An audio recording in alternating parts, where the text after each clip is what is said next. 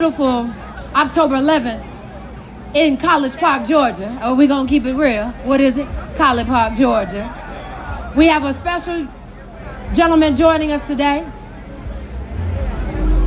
You know her. Ladies, put your hands together, gentlemen. For youngster, Mr. Jeffrey Williams. Hello, dear brother.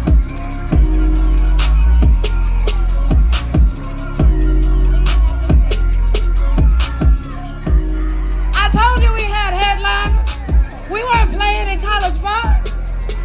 So listen, I need y'all to understand some rules of engagement. This brother has a testimony to share. He has a message he wants to share. We're going to have a conversation about moving forward. Are we on the same page? Not digging back in the past, but moving forward.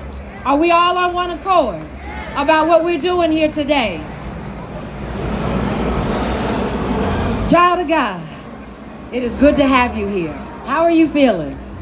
I feel good. Thank y'all for allowing me to do this. Absolutely. It is good to see you. I know you had some things you wanted to share, but I know that there are some things, some messages that you have for young people.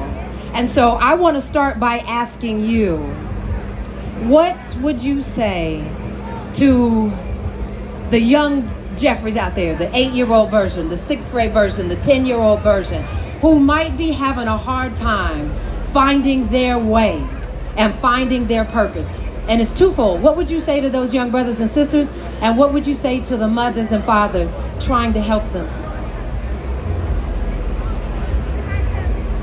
What's up, man? So, to the parents, I would say, be kind, be patient, and pay more attention. Tell me more. When you say pay more attention, what are we missing? This is your chance to what are we missing?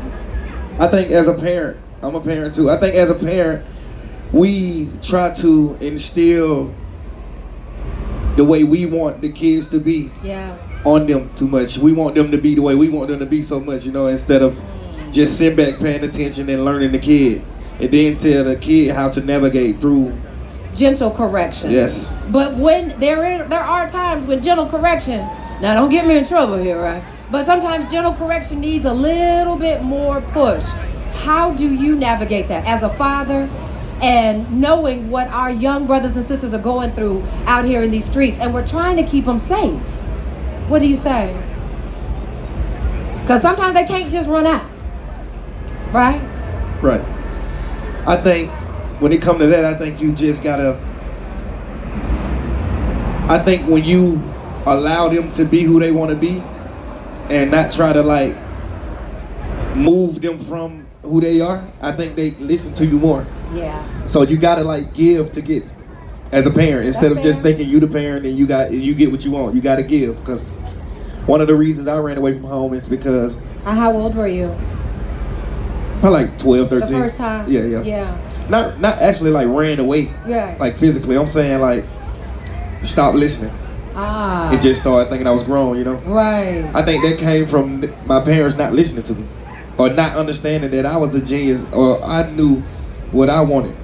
And they just always try to make me be the way they want me to be. Yeah. They wanted me to be, Right. And I think that made me not listen to them more. That made me just think I was grown even more. Right. So it sounds like you're saying it's very important to make sure you recognize what your child's gifts are, right? Tapping into, if it's their creativity, if it's their interest in something, sports or reading, right? That's why I said patience. Yeah. You gotta be patient and you gotta pay attention.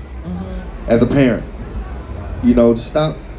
Don't bully them because they're your kids, Yeah. Because that don't make them listen. Right. That make them. I'm sorry. That make them distant. Right. So when we've got the distance, what would you say? What does it take for us to reconnect and pull our boys and girls back, right? Because we all know as parents, there's going to be a time when your son or your daughter's just like, you don't know anything, and we start butting heads. What would you say about how to rebuild the trust, rebuild the bond? Because if our kids aren't talking to us, they talking to these streets, right? I think it takes all of these people. Like, it takes a village. It does. It takes a community, for real. I see what you did there. It takes more than just the parents sometimes. Yeah. But when your kid get off track, it's different for a woman and a man, you know? A woman gotta be more feminine. A man, it's easier for me to get my son back on track. I can just beat him up, you know? I can just get him on track how I want to as a man, you know? As a woman, it's a little different. We gonna, baby, daddy about to whoop you now. Come on, right. Understood. I want to talk to you about, from a lyrical and metaphorical sense, what freedom looks like. What does freedom look like? And how do you appreciate it moving forward with the time that and the gifts and the talents God has given you? I think it's hard for people. I think it's hard for me to tell people what freedom looks like because I've been to a lot of places. You gotta like go a lot of places. You gotta go to Dubai. You gotta go to Africa. You gotta go to London. You gotta go to Paris. You gotta go to those places so you can see how they live. Yeah. And then come home. Freedom to me is just America. Tell me more. Explain. Just waking up, just being able to wake up and just smell fresh air, or just be outside like this and just be like all communicating and just fun and no deep thoughts. You know what I'm saying? Just everybody just like having fun and then just like raising kids. And I believe, to me, this is freedom. And being able to just do what you want to do, say what you want to say without anything dangerous behind it. Yeah. I think that's freedom, because I've been to like London and Paris, those places, they not free. And I want to take advantage of that moment to say right now how important it is to make sure our children see the world. Because not everybody gets to, there's some folks who haven't been too far out of their own neighborhoods, right? Talk to the parents, and it's not cheap, it's not easy. But how important it is to make sure your children get out and see the world. And that this young lady who performed for us earlier gets to see the rest of the world. I think it's really important for you to let the kids see different cultures, because just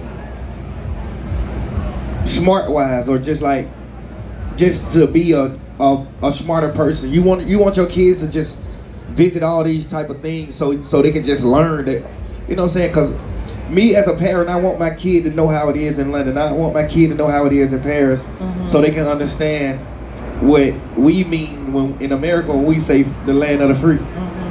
And I think it's really important that you let your kids see those places, because a lot of us out here black, and we got to go to Africa, we got to see certain things, because it's our history, it's in our veins. Yeah, absolutely. And then though, still how important it is to not forget about home, right? Because we can pack up and go make a bunch of money and go do things other places. How important is it to come back and in this space like what you're doing here, pour back in to everybody who got excited when they were like, oh my God, that's Young Thug. How important is it to come back home? I think it's important. Into home. I think it's important because it's just, for me, it's like, when I was young, I looked just like these kids, They looked just like me when I was young, Absolutely. So I think them seeing me do all these things around this world and do everything and then come back, it's just inspirational. That's the most important reason why you're supposed to come back. To just give this inspiration and just give back whenever you can. In the Bible it say, you're supposed to help when you got it. Right. I feel like you're supposed to come back because you just help somebody in their endeavors. Like, we had superstars like come to like Young Ralph. He wasn't like a mega star, but in Atlanta he a mega star. So it was cool to see him come to Cleveland now and come in Jonesboro South and see it. It gives you something to aspire to, right? It gives you something to see, I can do this too. Right. Something that a lot of us are dealing with in our communities, in our families, sometimes even in our own minds, is a struggle to just stay level and maintain our mental health and well-being. What are you doing to ensure not just your mental health instability, but that of your family in such a public space with so much pressure and with everything that you have come through. How important is it to maintain our mental health and well-being? In my position, is super important to like maintain, you know what I'm saying, my mental health, because I've been through a lot of things, and it can easily make me just like wig out. Yeah. Mental health is like the most important thing in the world, because I feel like once you go down a certain road, or once your mind reaches a certain destination, no matter what, you're gonna always be locked into that destination. Even if you come out of it, yeah, you already know how to get back in it. So I think mental health is very important, because you don't even want to go to certain destinations. You know what I'm saying? Finish that thought, right? Yeah. Because you can get locked in a space and get Yes. trapped in your own head. Explain. You can get trapped in your own head, and then you feel like you don't mean nothing to the world. You start forgetting that God put everybody on earth for, you know, the mechanism of earth. Like it's like every single screw, we are screws, and every single screw matter on earth. So when you get in your head and in a bad way, you start thinking like you're not worthy, or you're not meant to be here, or you know, you start thinking different things, and it's like, nah, because you shouldn't be that way, because if you do something to yourself, you just mess up one little piece of earth. Right. You might not think it matters, but it really matters. Let's talk about what faith looks like for you. Me. What's your Look at me. Faith. Come on, make some noise, man. Make some noise. Faith to me is just unwavering, just knowing no matter what. You know, I was on a trial for 3 years almost, and I had like hard times, hard days, but I feel like I had so much faith. I knew I wasn't gonna be in prison for the rest of my life. I knew I wasn't gonna go to prison for the rest of my life, no matter what. That's what faith looked like, and you gotta have faith to last. Because in the Bible, for y'all that ain't in tune with the Bible, like God and the devil is like a team, and God sends the devil to disrupt you, to see if you're godly. If you're not godly, then you perish, you die, you burn in the fires of hell. If you are faithful and you have faith in God, He gonna send the devil to disrupt you, to see if you connected with Him. If you connected with God, nothing's gonna happen, and then you gonna flourish. You gonna get everything you're supposed to get. That's what faith is. So make sure you got faith. Because the Bible, it doesn't say, it says, no weapon formed against me shall prosper. But it doesn't mean the weapon won't be formed, right? So it's learning how to use the weapon and the armor of God to fight for our times. For young people, since we're in your faith right now, for young people, because sometimes we say, you just got to pray, you just have to believe. But sometimes if we're honest now, church, can we just be honest? If we haven't taught our children how to have a relationship with God, how to talk to God, then what are they supposed to say? So how do you tell young people how to have a conversation with God if sometimes aunties may be coming off a little hard and it's not connected? Speak to the young people. I think it's no mistakes, or it's no wrong way to talk to God, you know? In the Bible, it tells you some ways to pray and all that, but me, that's one part of the Bible I don't believe. I believe that you can pray however you want to pray. God knows every single person. He knows your heart, He knows your mind, He knows what you're thinking, He knows what you're going to say. So I feel like it's no correct way to pray to God or to have a relationship with God. I feel like you just got to do it the right way. You got to just do it. And however you pray, because I'm pretty sure I pray my prayer, not the exact prayer. Is it more like a conversation? Because I think some people feel like a prayer has to be something scripted, right? Nah. And we learn the Lord's Prayer, we learn whatever different types of scripts, but sometimes it's just a, hey, good morning, God, it's me again. Yeah. And I'm dealing with fear. I believe that's the correct way to pray. Me personally, just a conversation. Mm-hmm. And at the end of the conversation, you say, thank you, God, I love you, God, and amen. You know, I feel like praying is just a conversation. You just talk to God. Just tell Him how you feel. You know, don't pray for wealth. but just pray for, energy and life. Yeah. Freedom. What else are you thankful for? I'm thankful for going to jail because it made me realize how powerful my voice was to the youth. Tell me more. And why do you think it took confinement to recognize the power of your voice? What was it about confinement that... Because it's just like so much, it's so many people, so many voices, so loud. It's so noisy that you can't hear God sometimes.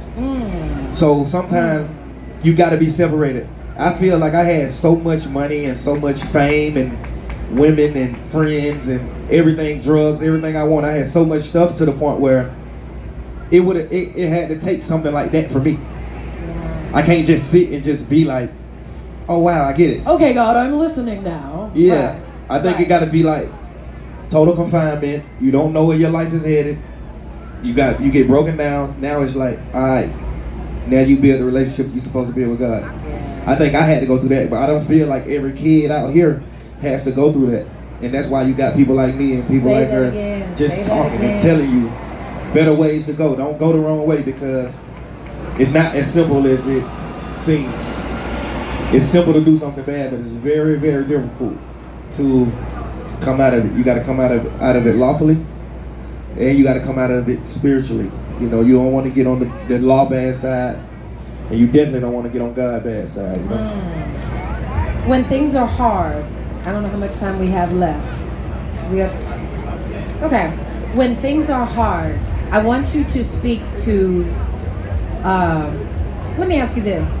Do you think black men have a space to say, I'm not okay? Do you feel like black men and boys are being heard the same way we're spending the conversation on making sure other people feel heard? Because I hear sometimes men say, I still don't feel like there's a spotlight on what we're going through. We just always have to be strong. I think we always got to be strong, but I think we be so strong to the point where you make everybody else numb to your pain. So you gotta release the pain. You gotta express it. You gotta deal with it. Because if you just keep playing hard, then everybody gonna figure out, oh, he good, he all right. Yeah. When you do speak on your pain, then it's like, oh, okay. Now they got another reason to why they ain't dealing with your pain. And you know what I'm saying? I feel like in order to get better, you gotta show it. I'm at a point in my life where I'm dealing with all the hurt, all the betrayal that happened to me. I'm at a point in my life where I'm dealing with all of it, and I'm just doing all of it visually, so the world can see it. So the world, it might be another guy out here that's going through the same thing I'm going through. So it's like, right. I don't even want to hide that from him by pretending that I'm a strong man, because all you doing is raising the younger black boys to be the same way. Now everybody harboring their feelings and not learning how to be spiritually connected, and you know what I'm saying? Everybody's looking like they're hard but really hurt, right? Yeah, and then just for the sake of the children, you do that because my dad did that, and my grandpa and my uncles, everybody in my family was hard. So I don't know how to be hurt, Thank you for being so candid about that. Yeah, because that's a difficult thing for men and women to articulate. So I appreciate your willingness. And to be clear, we didn't talk about the questions beforehand. So I need y'all to understand this brother is speaking from the heart. And I appreciate this. A word about showing up as your best self every day, right? Because sometimes it's hard. Sometimes you got folks who are dealing with imposter syndrome.